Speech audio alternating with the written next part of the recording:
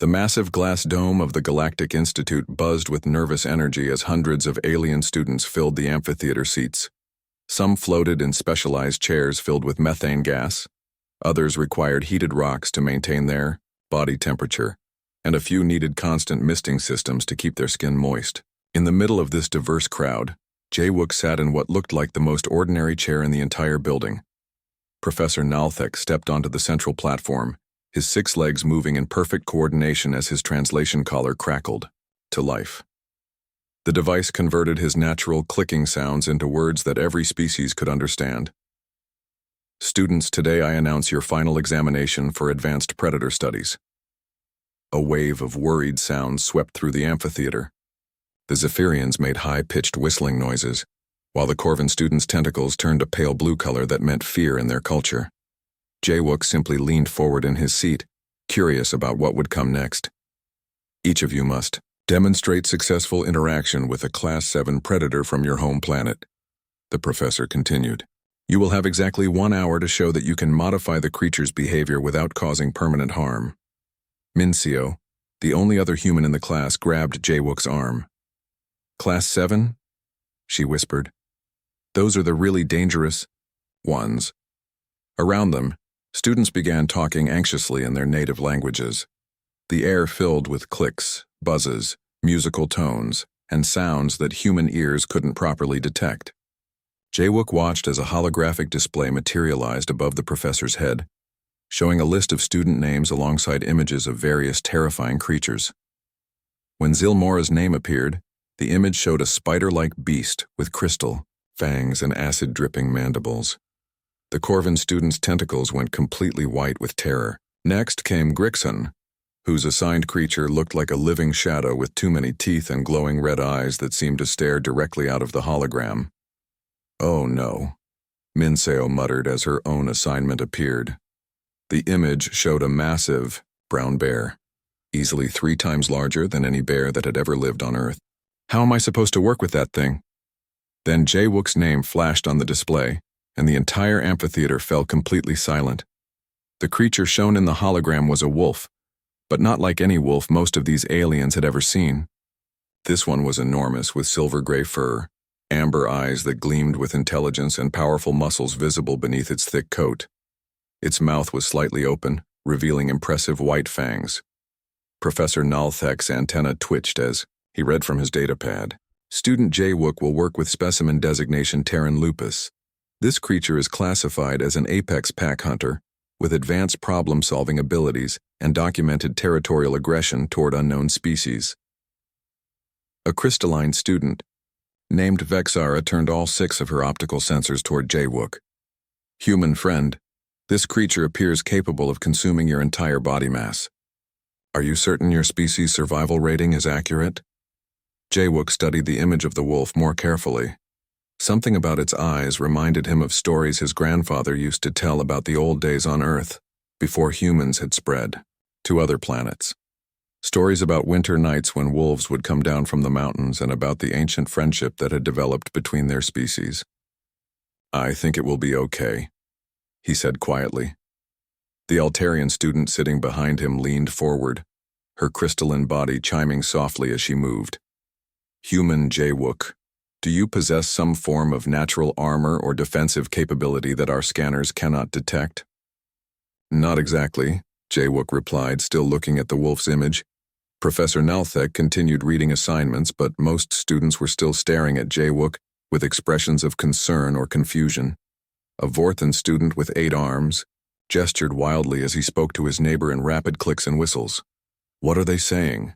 Minseo asked. Jae-wook's translation earpiece picked up fragments of the conversation. Words like death wish and statistical impossibility came through clearly. When all assignments had been announced, Professor Nalthek addressed the class again. You have 5 days to prepare. The Institute's equipment laboratories contain every technological aid you might require. Neural dampeners, electromagnetic restraint systems, pheromone synthesizers, and emergency medical stations will be available. Students immediately began planning their approaches. The Zephyrian student pulled out a device that looked like a small computer and began calculating sonic frequencies that might calm his assigned predator. Others discussed the technical specifications of various containment fields and sedation methods. "What's your plan?" Minseo asked Jaewook as they gathered their belongings. Jaewook thought about his grandfather's stories again, about cold nights and shared fires, about trust that developed slowly over thousands of years. "I'm not sure yet," he said, "but I don't think I'll need much equipment." As they left the amphitheater, Jaewook could hear other students still discussing his assignment in worried tones. Some were already making bets about whether the human would survive his examination. But Jaewook felt strangely calm as he walked toward the dormitories, the image of the wolf's intelligent amber eyes still clear in his memory. The preparation laboratory hummed with frantic activity as students from across the galaxy worked on their survival equipment. Massive machines filled every corner of the room, creating devices that looked more like spacecraft engines than tools for animal interaction. Sparks flew from welding stations, where Corvin students built electromagnetic cages, while others mixed chemicals that glowed with unnatural colors. Jaewook sat at a small table in the corner, looking completely out of place among all the high-tech chaos. In front of him lay three simple items: a chunk of raw meat wrapped in plain paper, a coil of ordinary rope, and an old leather bag that had seen better days. The bag belonged to his grandfather and contained a few wooden carvings that had been in his family for generations. "Is that everything?" Minseo asked, approaching his table with concern written across her face. She had spent 2 days building what looked like a small fortress, complete with escape tunnels and emergency barriers. "Jaewook, everyone else has been working non-stop. Look around." She gestured toward the rest of the laboratory. Zilmora had constructed a device with dozens of spinning parts that supposedly would release calming pheromones in precise doses. The machine was taller than most humans and covered in blinking lights. Nearby, Grixon worked on something that resembled a small spaceship, complete with force fields and what appeared to be emergency teleportation equipment. "I've been thinking," Jaewook replied calmly, running his fingers over the smooth leather of his grandfather's bag. "Sometimes the old ways work better than new technology."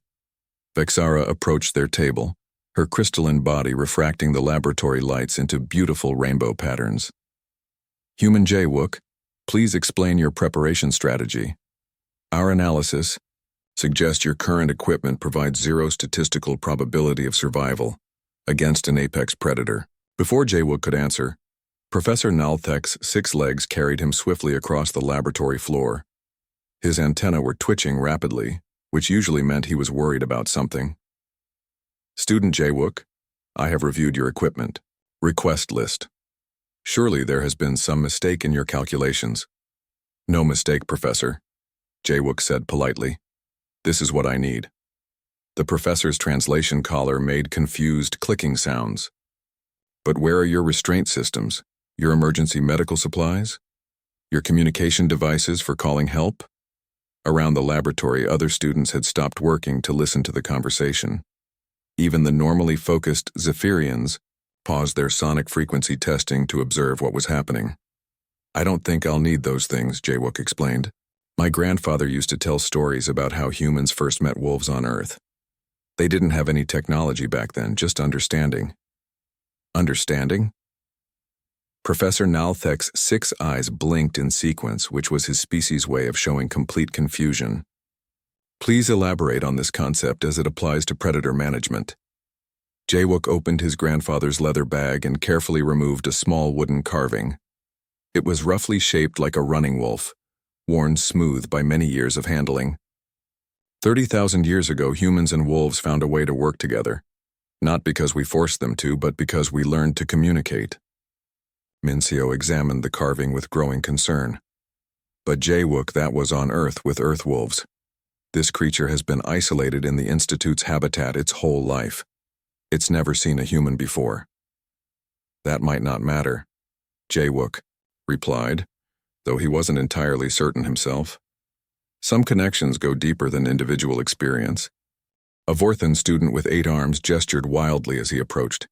His translator device was set to maximum volume, making his words boom across the laboratory. "Human friend, your confidence is admirable, but this creature could end your existence. In approximately 4 seconds according to our combat simulations. I've run the calculations too, added another student whose species Jawook didn't recognize. Your reaction time versus the predator's attack speed creates an impossible survival scenario. The doubts of his classmates began to weigh on Jawook's mind. He looked around the laboratory at all the impressive technology being constructed. Maybe they were right. Maybe he was being foolish to rely on old stories and simple tools when facing a creature that had never known friendship with humans. There's still time to build proper equipment, Minseo said gently. I could help you design something. Even basic force fields would be better than nothing. Jawook held the wooden wolf carving up to the light, studying the simple lines his ancestor had carved so long ago. In his mind, he could hear his grandfather's voice telling stories about winter nights when wolves and humans shared fire and food, building trust that would last for thousands of generations. I appreciate everyone's concern, he said finally, but I think this is the right way.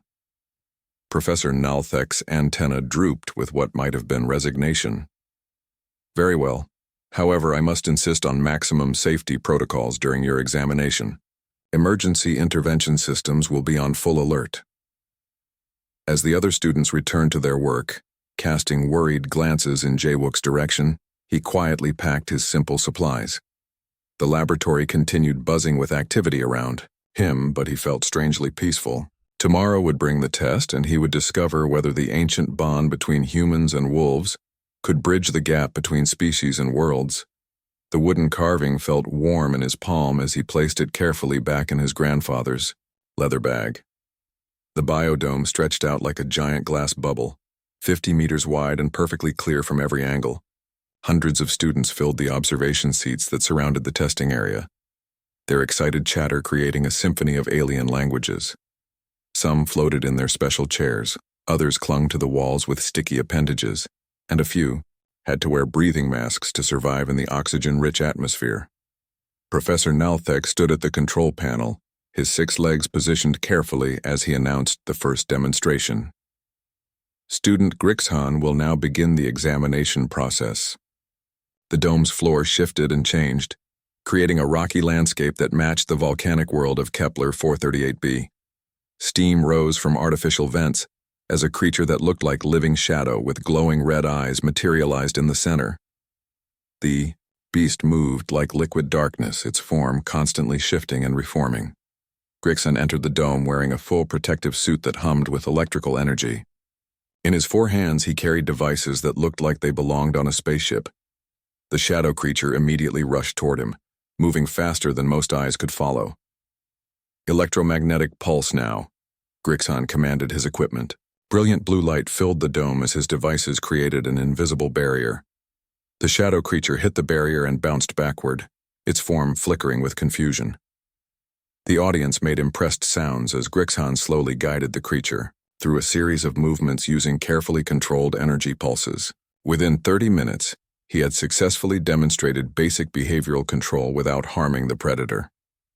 Excellent work, Professor Naltek announced as both student and creature were safely removed from the dome. Next came Zilmora, whose crystal spider beast was nearly as large as a small vehicle. Its 8 legs moved with deadly precision, and acid dripped from its fangs, creating small smoking holes in the artificial ground.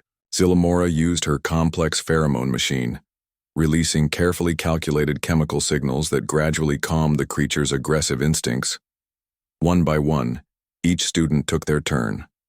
The demonstrations became increasingly impressive, as different species showed their unique approaches to predator management. Sonic manipulators, psychic dampeners, gravity field generators, and even localized weather control systems were used with varying degrees of success. Minesio's turn arrived, and the dome transformed into a forest environment. Her massive brown bear appeared in the center, standing on its hind legs to reveal its true size. The creature was enormous, easily twice the height of a human, with claws that could tear through metal. Minseo entered with her carefully constructed mobile fortress. The device rolled on tank-like treads and provided complete protection, while allowing her to interact with the bear through robotic arms. Using a combination of food rewards and gentle electric prods, she managed to teach the bear to follow simple commands.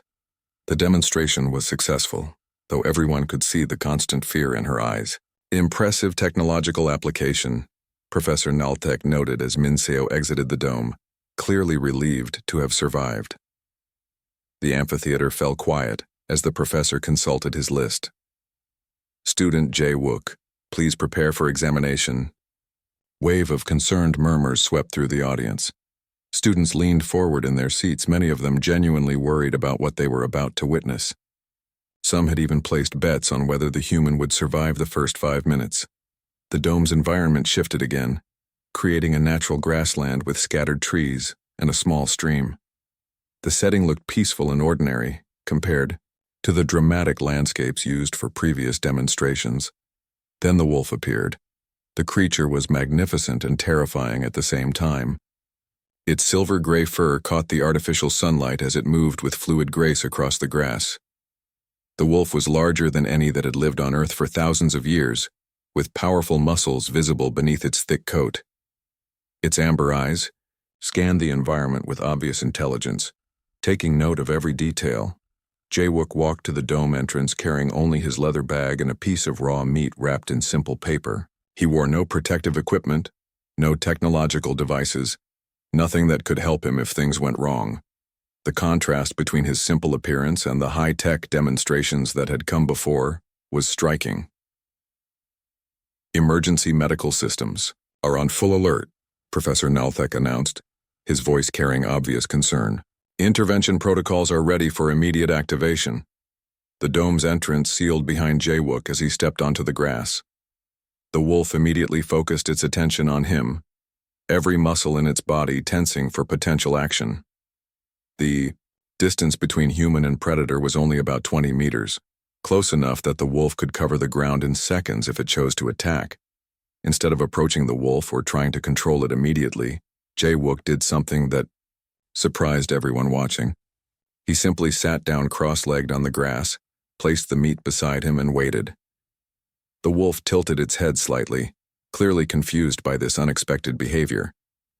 It had been prepared to deal with the technological challenges that other students had presented, but this quiet, motionless human was something entirely different. Minutes passed in complete silence. The wolf began to circle slowly, never taking its eyes off Jae Wook, trying to understand what kind of threat or opportunity this strange creature represented. In the observation area, students held their breath as they watched this dangerous dance between predator and prey. The wolf completed another slow circle around Jae Wook, its massive paws making no sound on the artificial grass.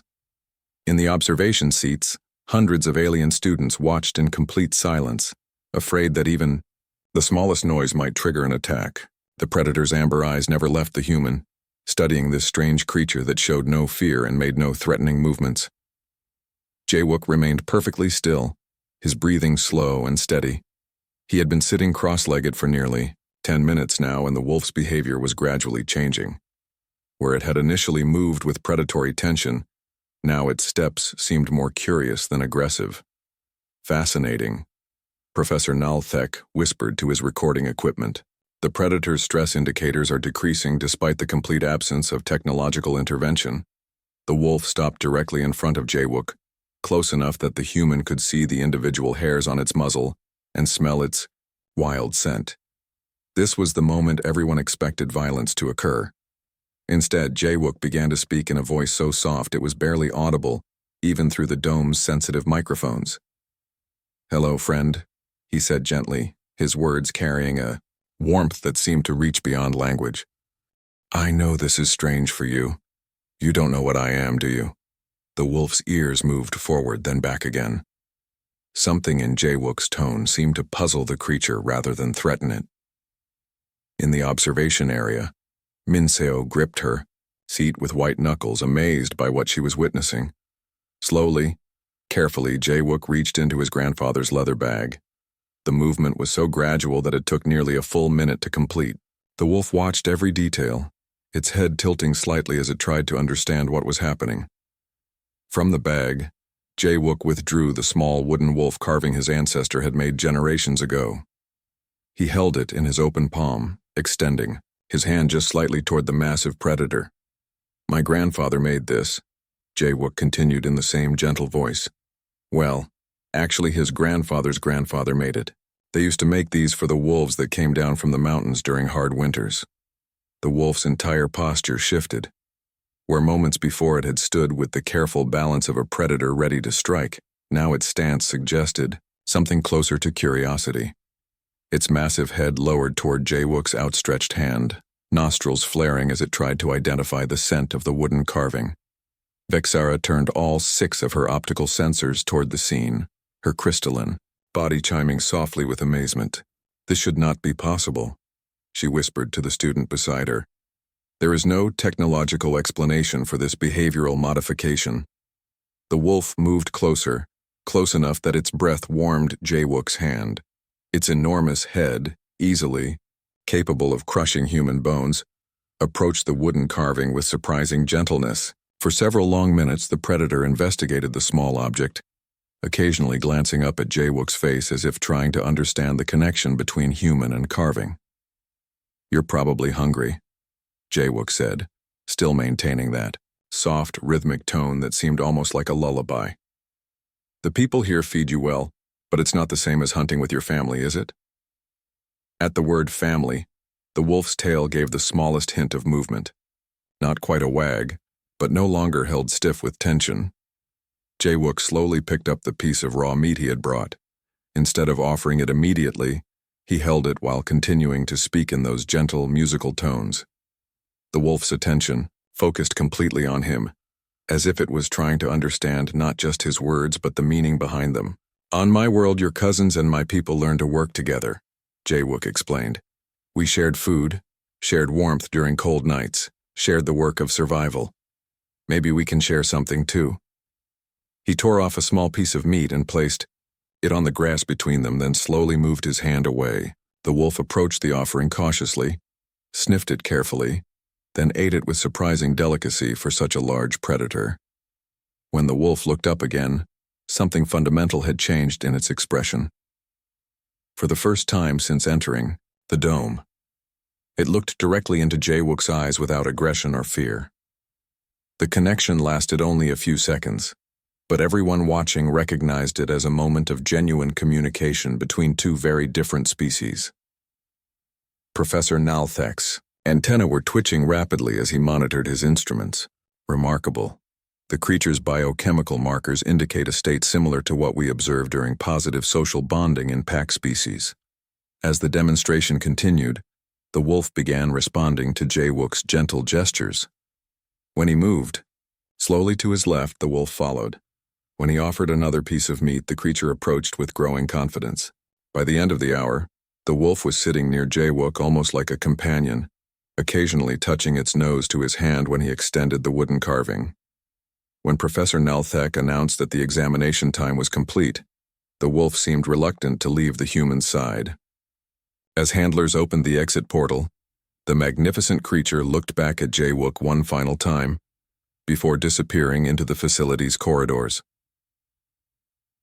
The amphitheater remained silent for several long moments after both predator and human had left the dome, as if everyone needed time to process what they had just witnessed. The amphitheater erupted with excited chatter as Jaewook emerged from the biodome. Students from dozens of different worlds crowded around him, their various forms of amazement creating a symphony of alien sounds. Some buzzed their wings frantically, others changed colors rapidly, and a few made high-pitched musical tones that meant extreme curiosity in their cultures. Professor Nalthek raised his forearms for attention, his translation collar crackling, as he addressed the gathering. "The examination board requires an explanation of your methodology, student Jaewook. Your approach appears to contradict every established protocol for predator interaction that we teach at this institute." Jaewook looked around at the crowd of eager faces surrounding him. Some had multiple eyes focused on him, others had sensory organs he couldn't identify, but all of them shared the same expression of intense curiosity mixed with disbelief. "On Earth," he began slowly, choosing his words carefully, "my ancestors discovered something important about 30,000 years ago. They learned that instead of just trying to survive around dangerous animals, they could actually become partners with them. He pulled out the small wooden wolf carving from his grandfather's leather bag, holding it up so everyone could see. This represents one of the oldest friendships in human history. Wolves taught us better ways to hunt for food. We taught them that working together could help both our species survive. Vexara extended a questioning crystalline appendage. But human Jaywook, how does this explain your success with a completely wild specimen? That creature had never encountered a human before today. That's the interesting part, Jaywook replied, turning the wooden carving over in his hands. When I sat with that wolf, I wasn't trying to control it or force it to do anything. I was offering something different. I was offering friendship. Minseo nodded slowly from her position in the crowd. My grandmother always said that humans didn't become successful on Earth because we were the strongest or the fastest. We succeeded because we learned how to make friends with the dangerous things instead of just fighting them. A young Altarian student raised a shimmering tentacle. But surely this technique requires some form of technological enhancement or genetic modification to achieve such results. No technology at all, Jaywook smiled. Just patience, respect, and the willingness to see another creature as a potential friend instead of an enemy. Professor Nalthek's 6 legs shifted nervously as he processed this information. This suggests that human classification as Deathworlders stems not merely from survival capabilities but from unique communication adaptations that allow interspecies cooperation. Exactly, Jaywook agreed. We didn't conquer Earth's dangerous animals. We made peace with them. Some of those wolves eventually became dogs, our companions and helpers. But the connection itself is much older and deeper than training or domestication. Grixhan, who had used complex electromagnetic equipment for his own demonstration, stepped forward with obvious confusion. But how can such a connection exist without technological interface? Our species requires precise pheromone calculations and energy field manipulations to achieve even basic predator compliance. Maybe every species has their own way of making these connections, Jaywook suggested thoughtfully. Humans use patience and emotional understanding. Your people might use different methods that work better for your biology and culture. This idea sparked intense discussion throughout the amphitheater. Students began sharing stories from their own worlds, talking about relationships their ancestors had formed with various creatures. The Corvin students spoke of ancient partnerships with crystalline creatures that helped them navigate underwater caves. The Zephyrians mentioned historical accounts of cooperation with flying predators during migration seasons. Wait, said a student whose species Jaywook didn't recognize. Are you suggesting that predator interaction could be based on emotional communication rather than technological domination? Not just suggesting it, Jaywook replied. I think I just proved it. Professor Nalthek's antenna twitched rapidly as he considered the implications. This could revolutionize our entire approach to xenobiology studies. Perhaps next semester should include comparative interspecies communication research. A Vorthon student with 8 arms gestured excitedly. Human Jaywook, would you be willing to teach these techniques to other species? Could such methods be adapted for non-human use? The question created a wave of enthusiasm throughout the crowd. Students who had spent days building complex technological solutions were now asking if they could learn a completely different approach based on understanding and friendship rather than control and force. I'd be happy to share what I know, Jaywook said. But I think the most important thing is for each species to discover their own way of connecting with other life forms. What works for humans might not work for everyone, but the basic idea of choosing friendship over domination could probably be adapted. As the crowd began to disperse, small groups of students continued their discussions, many of them requesting private meetings with Jaywook to learn more about human approaches to animal communication. The biodome behind them stood empty now, but somehow the entire atmosphere of the institute felt different, as if a new understanding had taken root. Minseo walked beside Jaywook as they headed toward the dormitories. Your grandfather would be really proud of what happened today, she said quietly. Jaywook smiled, carefully placing the wooden wolf carving back in his grandfather's leather bag. I think he always knew that some friendships are bigger than just one world. Today we proved that they might be bigger than we ever imagined.